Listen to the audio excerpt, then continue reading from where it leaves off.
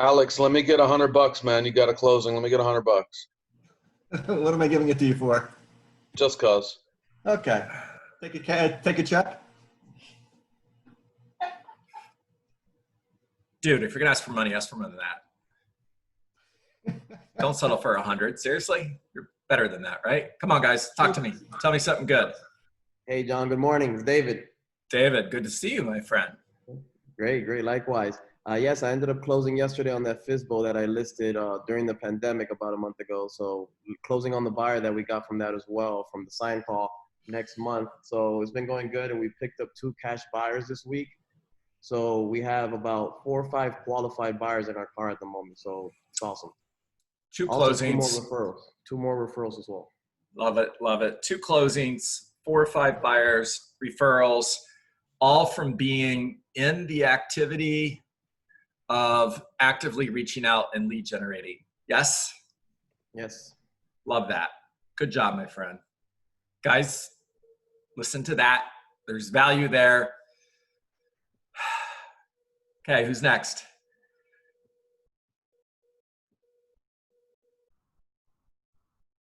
Talk to me, guys.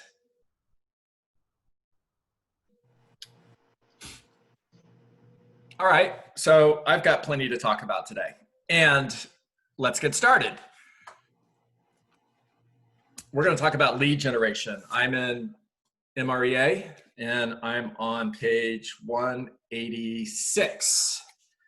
The 4 models that Gary teaches us in MREA are the economic model, lead generation model, the organizational model, and the budget model. You should know these. It's your playbook, and study, study, study. All right, today we're going to talk about the lead generation model, and I'm on page 186. And Gary says, by regularly prospecting, you will continue to keep your hand in a proactive customer creation activities. You will continue to keep your hand in proactive customer creation activities that will be critical to your ability to hit your numbers when the market shifts. And you're in a period when attracting through marketing doesn't generate enough leads. So I want you to think about it like this. Marketing is a faucet that you either turn up or turn down. So in other words, I can increase the pressure or decrease the pressure. I can increase the number of incoming leads, or I can decrease the number of incoming leads. I can spend more money on marketing or less money on marketing. And when the market shifts, that faucet is going to slow down to a drip. So if I'm not prospecting based, I'm not going to notice that the market has shifted until maybe several months after it has already shifted. And by that time, it might be too late.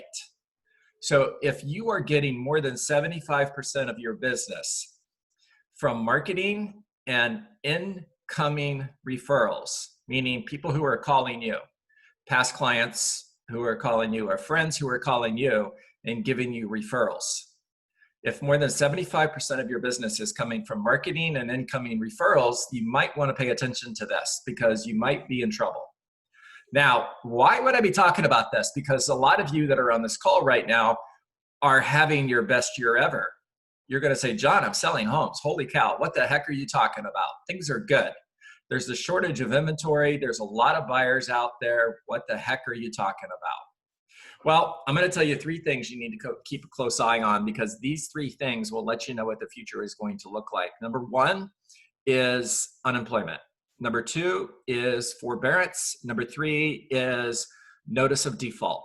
Those 3 things are going to let you know where the market is going. And just in case I'm right, just in case Gary Keller is right and we're headed for a shift, how are you doing? Are you positioned to survive that shift so that you can thrive later on? Now, I'm not talking doom and gloom, guys, because even during the worst economic market our country has ever seen other than the Great Depression. Even during the worst housing market our country has ever seen, there were real estate agents who were selling over 100 homes a year between 2008, 2012. I was one of them. And this is actually a market of opportunity, because when a market shifts, that's when you gain market share. Look at it kind of like this. If you are a fan of racing, and I'm talking like NASCAR, okay? And all of the cars are, it's a yellow flag, which means we're slowing down, it's caution. All the cars are doing the same speed, they're lined up, and everybody is following one another. There's no chaos. Now that green flag waves, and holy cow, it's crazy chaos. When you're in a seller's market, it's a yellow flag. Everybody's moving along at the same speed, everybody is doing well, and things are good. When you shift, when the market shifts, it's a green flag, and life gets crazy. Now we have chaos. And are you ready for that? All right, so I'm going to pause before I switch screens and start drawing out what I want your lead generation model to look like. And I'm going to give you an opportunity to talk to me. In other words, what do you think? What do you see? Corey, good to see you, my friend. Good morning, John. Yes. I think that a lot of, I would say a lot of people, for the most part, are in denial that the shift isn't coming. Yep, agree. And in order to be smart, because I've been there 3 times Yep. in my 20 plus years in real estate, and it hurts severely.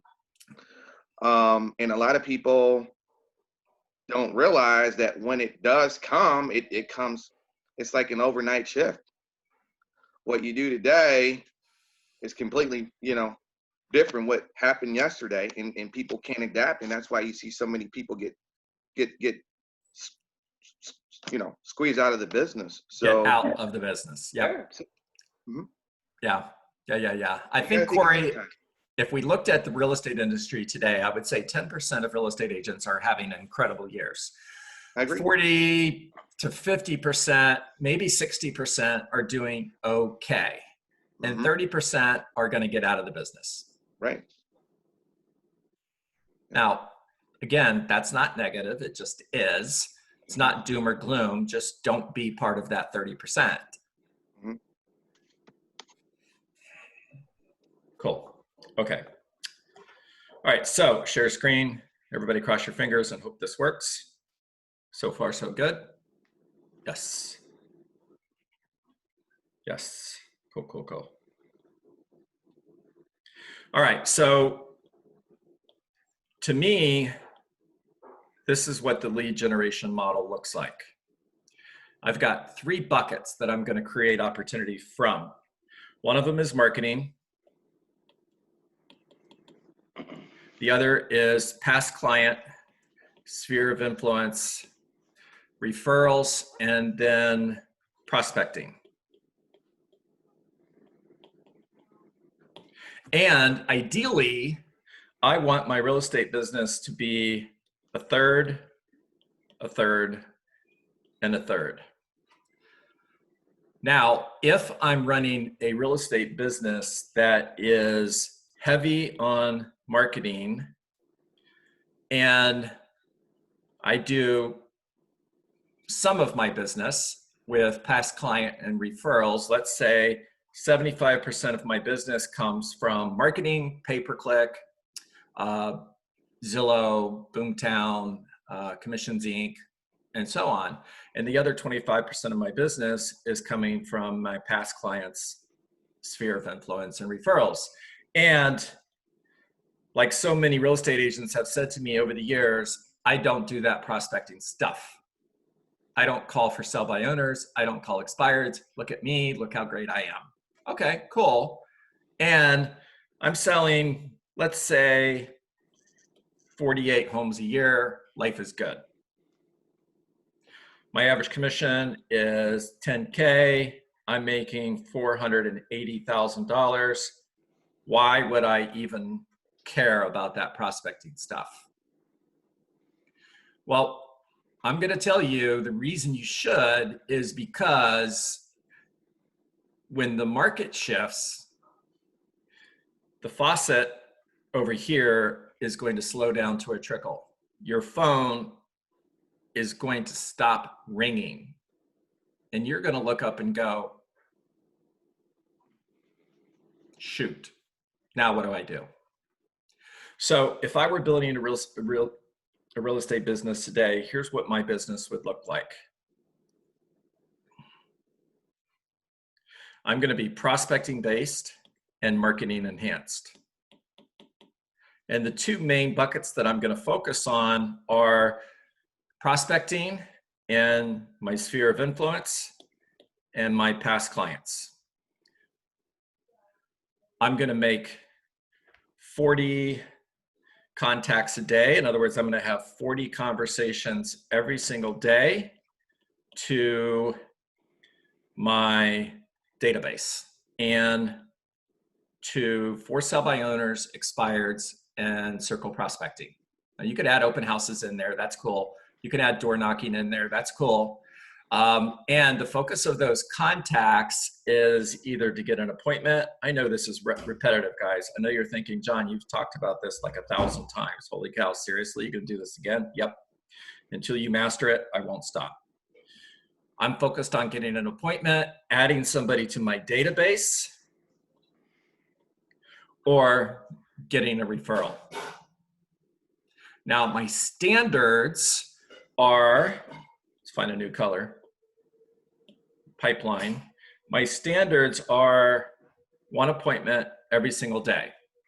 And if I work 250 days a year, that means I am face-to-face with 250 people who potentially can hire me.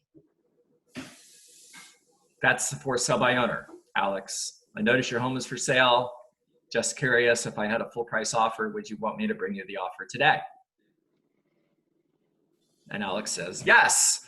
And I say, that's awesome. That's exactly why we should get together. I need to pop by for 10 minutes and take a look at your home so I could potentially bring you an offer. And Alex says, I'm never going to list my home. And my response is, cool. Does 4 o'clock work, or would 5 be better for you? And Alex says, if I ever do list my home, I'm only paying 2%. And my response is, awesome, 4 o'clock or 5 o'clock. In other words, be in curiosity, don't go into judgment. We are judging opportunity away. And if I'm taking notes, that's one of the notes that I'm going to write down is don't judge opportunity away. So I'm getting face-to-face with 250 people who can potentially hire me. I'm also adding 250 people into my database as a new Met. In other words, I'm building that database. Now, the goal of building that database is I want to build that sphere of influence to 1,920. 1,920. That's an interesting number. Why 1,920? Because 1,920 people on a 36 touch will generate $1 million in commission. That's why.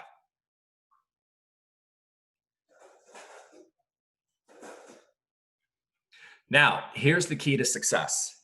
The key to success is in the life cycle of a real estate transaction, the day a property closes, that lead is worth $10,000.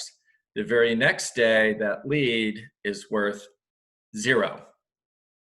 The average time period from the time this person sells their home to they buy another property or they sell again is 7 to 10 years.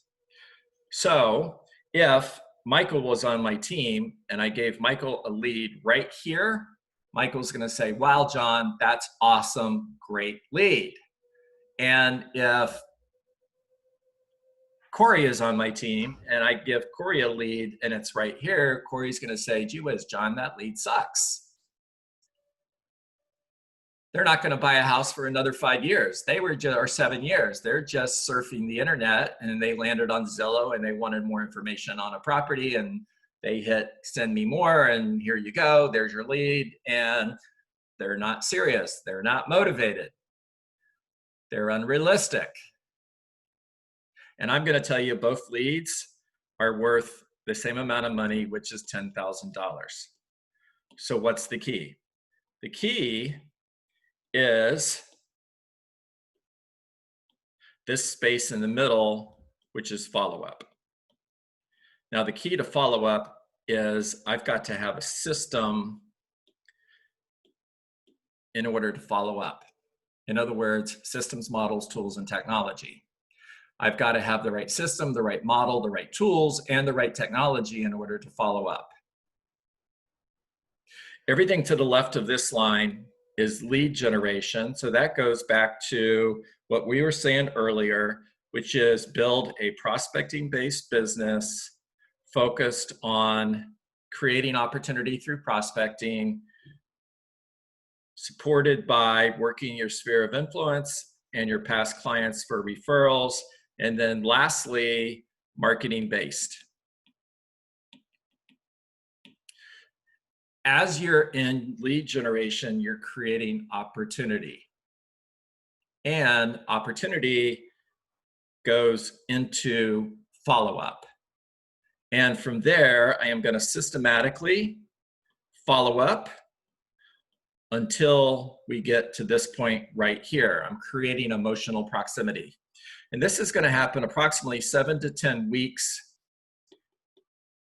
prior to a seller getting serious about listing their home, or 7 to 10 weeks prior to a buyer getting serious about buying a home. And this is payday. This is the day the deal closes, $10,000. Awesome. And here's where most real estate agents mess this up. They don't follow up, or they follow up with judgment. Following up with judgment means I've made 1 call, 2 calls, 3 calls, 4 calls, 5 calls. Never mind, this person's never going to buy a home. I'm done. Or this person's never going to get realistic about selling their home. Never mind, I'm done. Now, meanwhile, Alex is also following up with that potential seller. And find a new color, blue. He's follow up, follow up, follow up, follow up, follow up. He never stops. And he's going to call them one day and they're going to say, wow, I can't believe you called. I just found out that I'm being relocated to Atlanta for a new job. I need to get this house on the market. How lucky am I that you just happen to call me today? And it didn't just happen. It happened because he's using a system. It also happened because he's following up forever in curiosity, meaning there is absolutely nothing that I could say that would cause him to stop calling. John, can I add something to that? Please. Between the cycles, the first time might be worth $10,000. However, if I've done my job right during that next cycle where it's going downhill, I'm also going to be getting new referrals from that person. That's going to add to it. Additionally, when he's getting ready to go ahead and either sell or buy another house, most likely he's going to upsell. So that commission is not going to be $10,000. It's going to be $15,000 or higher. True that. And it goes back to what I've said before, which is my job description every single day. And if I'm working 5 days a week, 50 weeks a year, that's 250 days. My job description is to have 40 conversations every day, or 10,000 conversations in a year, focused on building my database and building my pipeline. It's focused on adding 1 person every single day to my pipeline, so 250 people in a year, and adding 1 new contact to my database, or 250 people in a year, and then follow up forever. And I have real estate agents all the time who ask me, how do I build a successful real estate business? And I would just point at this picture and say, there it is. That's what you do. Now go do it. Yeah. All right. Stop share and talk to me. What did you hear? John, regarding the follow-up, you know, if it's followed up systematically, just the way you just mentioned, and you know, I'm a massive follow-upper, you know, Mhm. I get calls from people calling me back saying, you know, and me not reaching out to them, they say, hey, Corey, you know, the reason why I'm calling you is because you've caught me so many times that I want to work with you. There you go. I had a real estate agent reach out to me a couple of days ago, Corey, by email. What's interesting was she responded to an email that I sent her. And her email to me was, I want to move my business to Keller Williams. Cool, right? The email she was responding to, I wrote in 2017. Now, if I never reached out to her again, other than that one email in 2017, is she calling me to move her business to Keller Williams? Nope.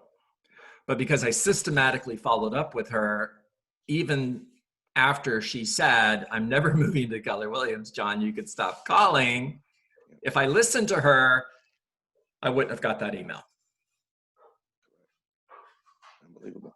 So what do I say when somebody says you could stop calling me? Cool, talk to you in a couple months. There you go.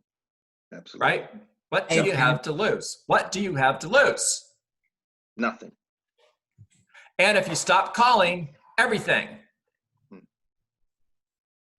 Get out of judgment. You're judging opportunity away. Mm-hmm.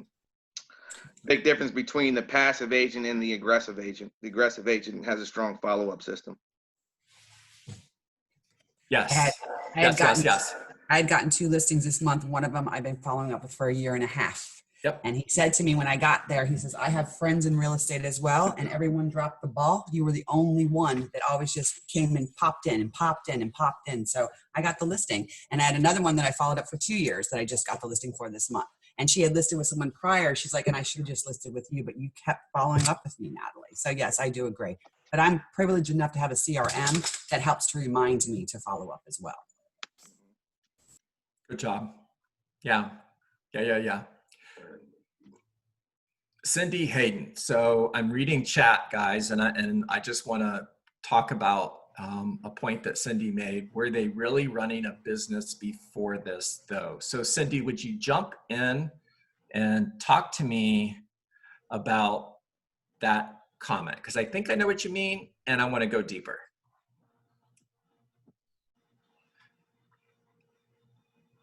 I was just saying that the third they get out of the business, Mm-hmm. I would argue, I don't know that they were ever in the business, right? Okay. I mean, we see 100, I mean, it doesn't mean they're not noise and distraction for our clients and choices, right? So I'm not saying that they've been a distraction, but I think that, again, I don't know that they have a business. Okay. The thing you spoke to, though, that I'm curious about for myself is the 1920 number over Dunbar's 150 of, you know, how many relationships can someone really have?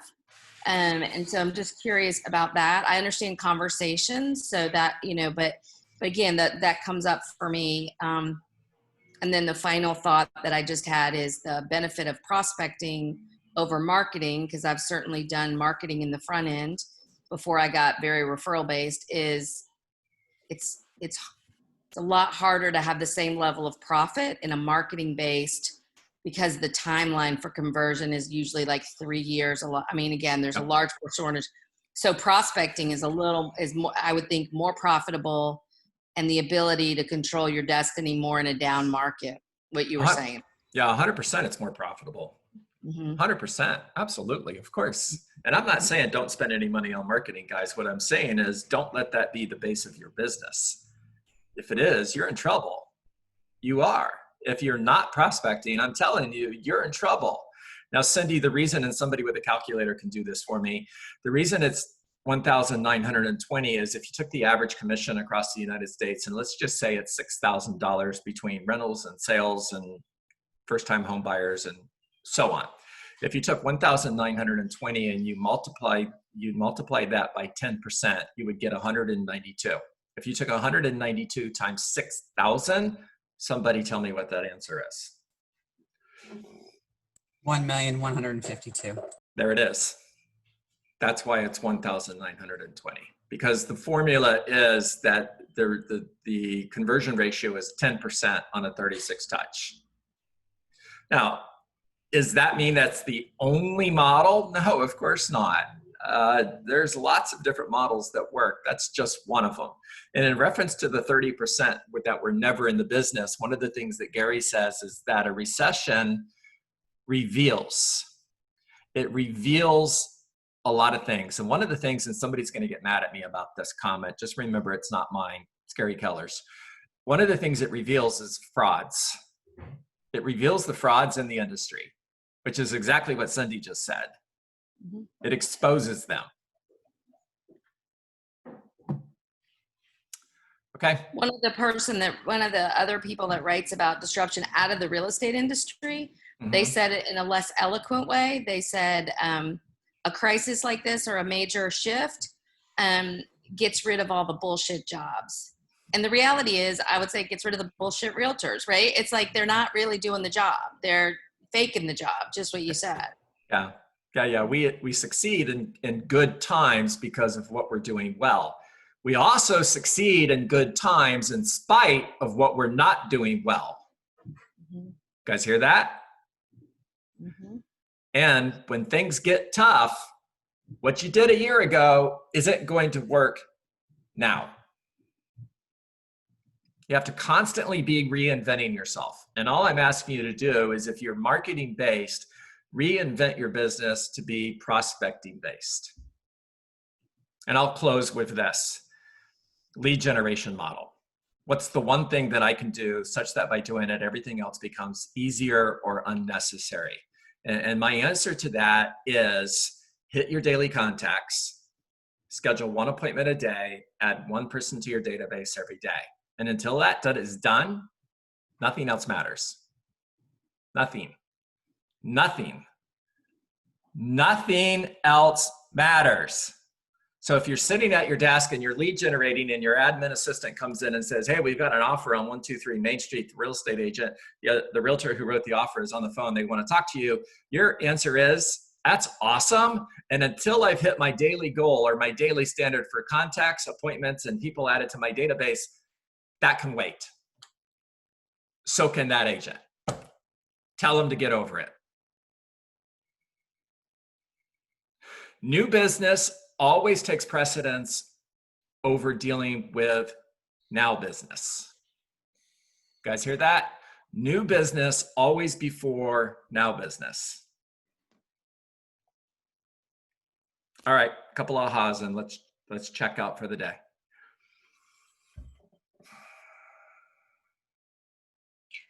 Yes, John. Comment? I'm sorry, go ahead. Go. Let's see, Elsa, then Alex. Okay, I think that it's stressful and very difficult to have the concept that the lead gen will always be first before the current job to do, and it's something that I think that a lot of people are struggling because we are stressed about doing the job that we are currently working on. And it's really a shift in your mindset, thinking that everything will go properly with the job after, but you need first to lead gen. Yeah, I agree with you, by the way. And I'm going to help you look at things differently. Bold law, change the way things look at things you look at change. Every time you say yes to something, you're saying no to something else. So Absolutely. If I say yes to a distraction, I'm saying no to future business. Which means if I say yes to a distraction, I'm saying no to providing my family with a better life. Yes. but it's difficult to have the concept of that when you feel that if the deal fall apart, it's also part of your business. No, I get that. I do. Yeah. Yep. That's another call. Alex, you. Alex, you're up, my friend. My aha for the day is judging opportunity away. How many times that we let our drunk monkey, inebriated monkey, whatever we're calling it today, talk us out of something because we think, oh, it's just not going to happen, or whatever the case is. You are so right on that. Thank you. Reject rejection. Reject rejection. Reject rejection. Never accept no when yes is still a possibility. Never accept no when yes is still a possibility. I'll give you one more. People will never change their mind, but what they will do is make a new decision based on new information. So if you're getting no, find the new information that you need in order to help them make a new decision. Hey, John. One more. Yes. Jeff, how you doing? You know, I was listening to what you're saying, and obviously there's so many details that are important. Like, let's say that you close $20,000 in a month. Okay. In commissions and Yep. get down by what you think is maybe 40-hour work weeks. So you take a 40-hour work week, which is what some people do, and some people do double that. But the reality of it is you could literally say that you're paying yourself $125 an hour because that's what you're making on a $20,000 a month in commissions. Okay. That's worth giving those admin jobs or giving the transaction jobs to someone else so that you can lead generate. Otherwise, you're really expensive when it comes to what you're losing. Yeah. And you could tell Jeff was on James Shaw's call this morning, right? That was awesome. And if you weren't, holy cow, what a coincidence, because that's exactly what he talked about. And we lost him. So I'm not going to get affirmation on that. All right. I heard one more person. Yes. I don't want to stop until everybody has a chance to share. Go. John? Yes. Hi, Christian. Hey, it was really sinking me just now what you just said about the follow-up. Both of the buyers that I'm working with, it's coming from 2 years. One of them is 2 years, the other was a year and a half follow-up. And I was hesitant to making the calls. One of them never picked up the phone, never answered any email. And then, you know, we're working on a transaction, but it was just hard for me to believe that it is working. And I was always hesitant to make the call, but I did, or sent a message or an email. But a good model. Yes, yes, yes, yes. And if you could see me, I'm over here dancing because I'm just like, holy cow, music to my ears. I love it. Love it. Let's close on that. Everybody have a great weekend. Get on the phone. Go hit those. Thank you, John. Go make those calls, guys. Make it a great day. Thank See you you. Monday morning. You got it. Thanks. My pleasure.